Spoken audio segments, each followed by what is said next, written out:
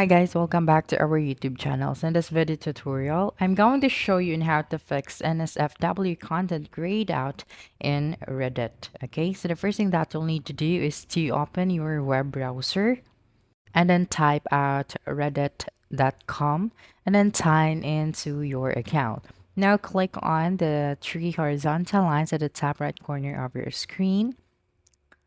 Okay, that's right. And then click on settings. Just scroll down until you see the settings. And then click on account settings. Now, the top corner, just slide to your right and then click on the feed settings. So now you'll be able to see the adult content. If you enable this, you would be able to see the adult and NSFW or not safe for work content in your feed and search results.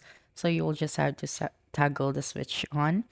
Now, if you don't want to see the media or the videos in a blur with a blurry effect, you will then just have to toggle the switch off in order to do that, and then your changes will be saved. Okay, so that's it. Don't forget to subscribe to our YouTube channel for more video tutorials in the future.